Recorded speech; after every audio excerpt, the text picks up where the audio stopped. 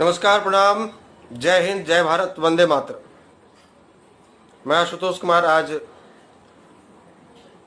कुछ महत्वपूर्ण मुद्दों के साथ में आप सबों के बीच में लाइव हूँ। तो पहले हम निवेदन करेंगे कि जो भी साथी जो जुड़ना चाहते हैं जुड़ जाएं, उसके बाद हम अपनी बात को रखेंगे। आज का जो विषय है आपने देखा होगा या नहीं देखा होगा, तो अभी आप लाइव में देख रहे होंगे। जातीय जनगणना जो भी वर्तमान मुद्दा जो चल रहा है, अभी आप यूं कह सकते हैं कि बिहार यूपी का सबसे बड़ा मुद्दा बना हुआ है। दूसरा, SC ST एक्ट, जिसको दलित एक्ट भी कहते हैं, उसका दुरुपयोग। तीसरा, सवर्ण आयोग के गठन और उसके संवैधानिक दर्जा। और चौथा है EWS छात्रों का मुद्दा, इकोनॉमिकली वीकर सेक्शन का। और उसके अलावा कुछ बात हम लोग चर्चा करेंगे जो वर्तमान जो घटनाएं घट रही हैं अपने समाज के साथ में, या कोई भी, केवल अपने समाज की बात नहीं, कोई भी जो कमजोर है, जो गरीब है, जो निरीह है, जिसका कोई सुनने वाला देखने वाला नहीं है, उसके साथ में जो घटनाएं घट रही हैं उस पर भी हम लोग चर्चा करेंगे। और उसका समाधान क्या है, उसका निराकरण क्या है, उस पर भी हम लोग बात करेंगे। तो आइए, पहले और भी 400 के आसपास साथी जुड़े हैं, और भी साथी जुड़ रहे हैं बहुत तेज़ी से। और आप जितने भी साथी जुड़ रहे हैं, जितने भी साथियों ने नमस्कार किया है, प्रणाम किया है, जय परशुराम किया है, आप सबों को हमारे तरफ से नमस्कार है, प्रणाम है, जय परशुराम है।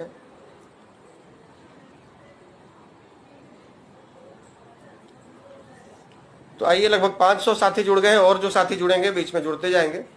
हम चर्चा शुरू करते हैं। सबसे पहले चर्चा शुरू करेंगे जातीय जनगणना, कास्ट सेंसस पे। अभी आप लोग देख रहे होंगे कि कुछ दिन पहले, 2-3 दिन पहले, बिहार के 11 नेता माननीय प्रधानमंत्री जी से मुलाकात किए और जातीय जनगणना कराने की मांग की। देखकर बड़ी हैरानी हुई कि वो ऐसे नेता एक साथ दिखे जो एक दूसरे के धूर विरोधी माने जाते हैं। यदि इनको विधानसभा में आप बहस करते देखेंगे तो लगेगा कि अब ये आपस में एक दूसरे का कुर्ता फाड़ने पर उतारू है। कोई किसी के पिताजी के कार्यों का उल्लेख करता है कि आपके पिताजी ने 15 सालों तक क्या किया, उसका पूरा लिस्ट हमारे पास है। तो कोई कहता है कि आप बेटी पैदा करने के डर से दूसरा बच्चा पैदा नहीं किए।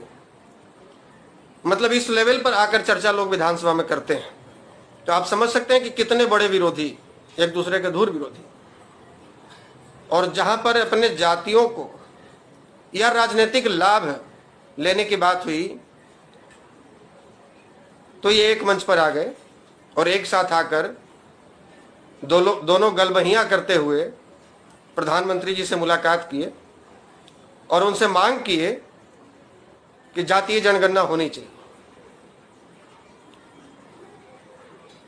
तो ये उनका निजी सोच हो सकता है, अपना व्यक्तिगत सोच हो सकता है कि जातीय जनगणना से उनको राजनीतिक लाभ मिलेगा, उनका एक वोट बैंक बनेगा, और निश्चित रूप से उनका ही बनेगा, उनके ही वोट बैंक को ज्यादा दिखाया जाएगा।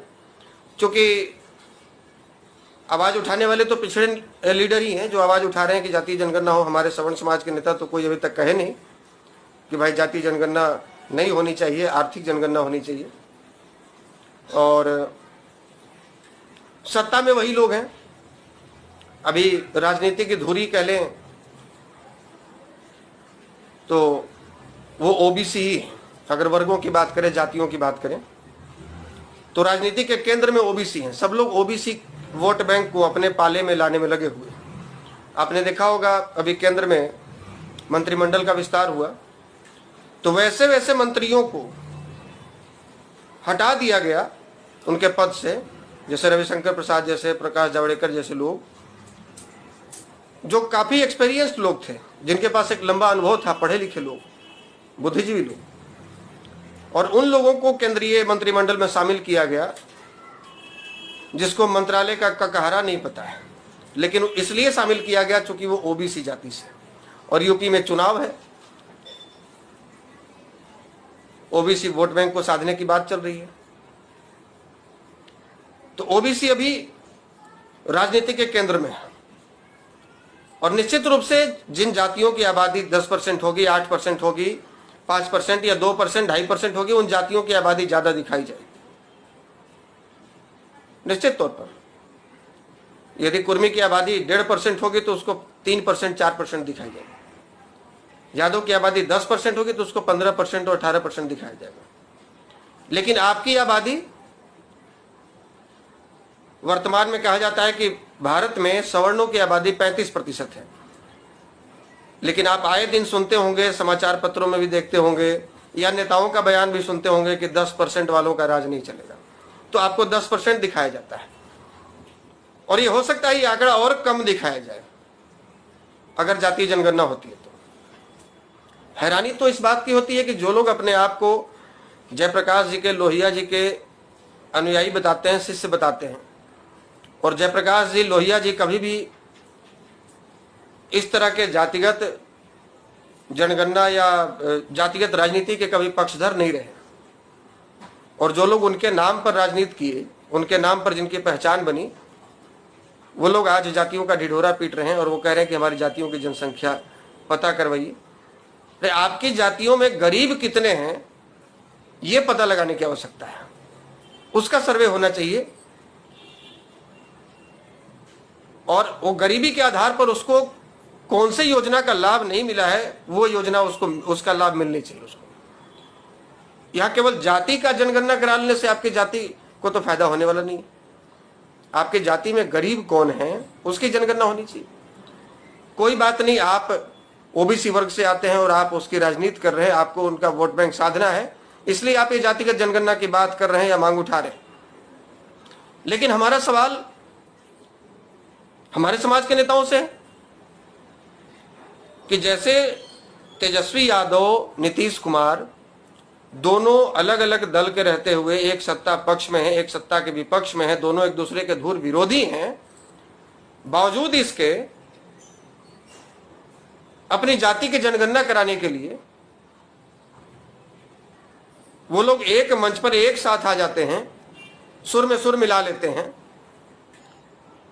तो आप भी, यदि आप सवर्ण समाज से हैं, तो आप चाहे भाजपा में हो, चाहे जदयू में हो, चाहे राजद में हो, चाहे कांग्रेस में हो, वीआईपी में हो, हम में हो, किसी पार्टी में हो, सपा में हो, बसपा में हो, आप किसी पार्टी में रहिए, लेकिन आप एक प्लेटफॉर्म पर आकर सवर्ण आयोग के पुनर्गठन और उसके संवैधानिक दर्जा की मांग तो कर सकते हैं।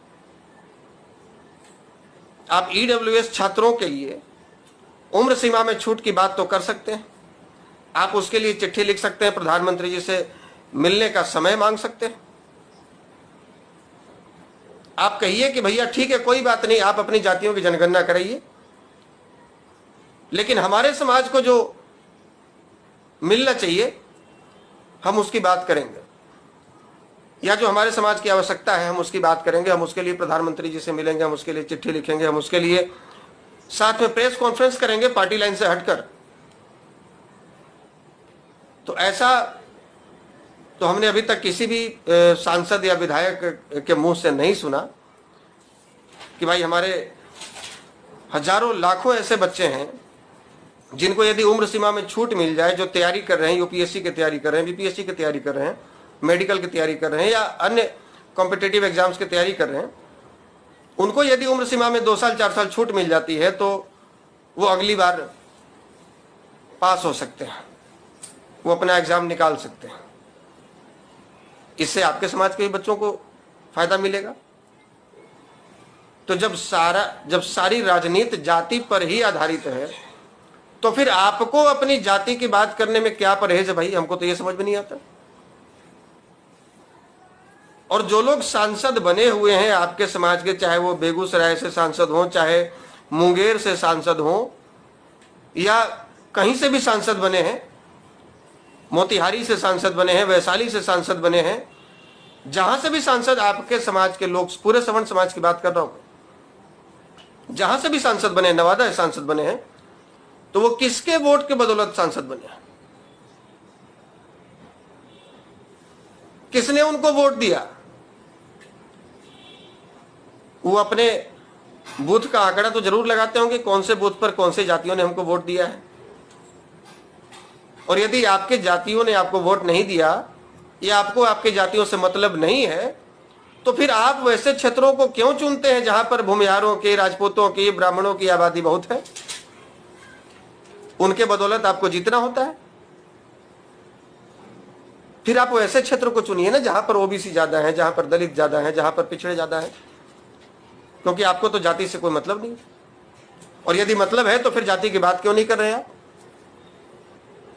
हम ये तो नहीं कह रहे कि आप ही कीजिए, बाकी लोग नहीं करें। बाकी जब कर रहे हैं तब आपको हम कह रहे हैं कि आप भी कीजिए। और बावजूद इसके यदि आप नहीं करते हैं तो भाई, तो सवर्ण समाज के जो युवा आज आपके बारे में जो लिखते हैं, जो विरोध करते हैं, आप कहते हैं कि आशुतोष करवाता है। हमने तो नहीं किसी को कहा। और इतना मूर्ख आपका समाज भी नहीं है कि जो हम कह देंगे और वो मान लेगा।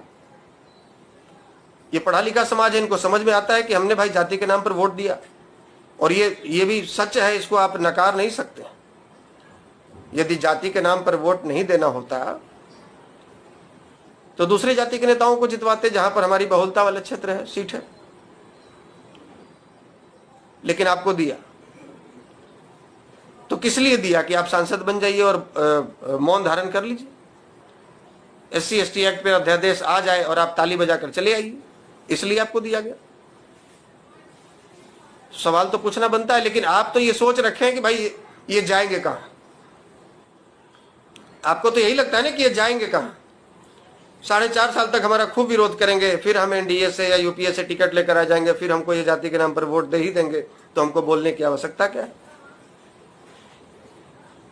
अगर मैं गलत बोल रहा हूं तो इसमें आप कमेंट कर सकते हैं। कोई भी साथी जिनको लग रहा है कि मैं गलत बोल रहा हूं वो कमेंट कीजिए, और यदि लग रहा है कि हम सही बोल रहे हैं तो आप इसको शेयर कीजिए और हर उस नेता तक पहुंचाइए, हर उस व्यक्ति तक पहुंचाइए जिनके कानों में ये हमारी आवाज नहीं पहुंच रही है, जिनकी आंखें नहीं खुल रही हैं, वहां तक पहुंचना चाहिए। आखिर क्यों आपको वोट करे लोग, क्यों सपोर्ट करे? एक कारण बताइए, एक कारण बताइए क्यों आपको लोग वोट करें। क्योंकि आप भाजपा से टिकट लेकर आ जाते हैं, आप लोजपा से टिकट लेकर आ जाते हैं, आप जदयू से टिकट लेकर आ जाते हैं, आप कांग्रेस राजद से टिकट लेकर आ जाते हैं, इसलिए आपको सपोर्ट करें? केवल इसलिए? और आप हमें मजबूर समझते हैं कि ये जाएंगे कहां, इसलिए आपको सपोर्ट करें? तो अभी जो ये माहौल बन रहा है ना, अभी ये जो माहौल बन रहा है, अभी जो समाज के लोग जो जाग रहे हैं, खास करके युवा वर्ग, ये उस पुराने राजनीतिक धारा पर चलने के लिए तैयार नहीं है। ये उस पर चलने के लिए तैयार नहीं है कि आप हमको लात मारते रहिए, आप हमारी अनदेखा करते रहिए और हम आपको वोट देकर सांसद विधायक बनाते रहे। ये अब विकल्प तलाश रहे हैं, इनको विकल्प मिलेगा भी।